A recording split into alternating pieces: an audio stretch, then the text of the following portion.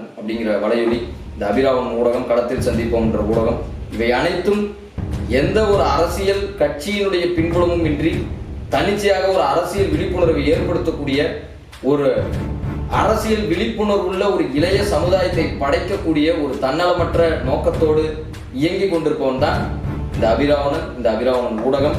நான் செய்கின்ற அத்துணை பணிகளும் இதற்கு எதிராக நம்ம இப்படி பேசுறோம். இப்ப நம்ம பேசும்போது பல்வேறு விடயங்கள் பேசும்போது பல வார்த்தைகளை விடுறோம். அப்படின்னா உணர்ச்சி வயப்பட்டோ அல்லது தெரியாமலோ அல்லது அதனுடைய வீரியமோ அதனுடைய பிரச்சனையோ தெரியாம பேசுறோம்.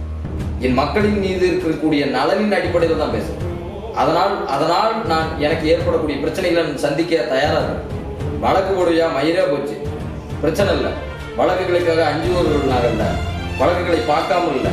எத்தனையோ போராட்டங்களும், எத்தனையோ ஆர்ப்பாட்டங்களும், எத்தனையோ மக்களுடைய உண்ணாவிரத போராட்டங்களில் கலந்து கொண்டுதான் 10 ஆண்டுகளுக்கு மேலாக பயணித்துக் கொண்டிருக்கும்.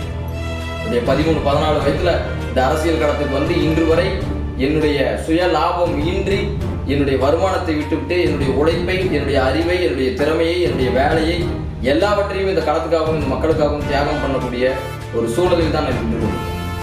இளைஞர்களிடம் நாம் கேட்பது என்னவென்றால், இந்த இளைய சமூகத்திடம் நாம் ஒரே ஒரு கோரிக்கை தான் முன்வைக்கிறோம். அப்ப இப்படிப்பட்ட அரசியல் விழிப்புணர்வு உள்ள ஒரு சமூகத்தை படைப்பதற்காக நம்முடைய முன்னவர்கள், நம்முடைய புரட்சியாளர்கள், நம்முடைய போராளிகள் தன் இன்னுயிரை ஈந்திருக்கிறார்கள்.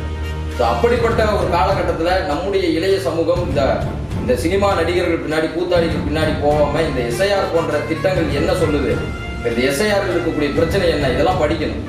இதை எதிர்த்து களத்தில் களம் காண வேண்டிய கடமை நம் அனைவருக்கும் இருக்கிறது. இது போன்ற பல்வேறு பிரச்சனைகள், இந்த பல்வேறு சமூக சூழலை எதிர்த்து களமாட வேண்டிய தேவை இருக்கிறது. அதை நோக்கி பயணிப்போம். மீண்டும் மற்றொரு காணொலியில் சந்திப்போம். அநீதிக்கு எதிரானவன் அபிராமன்.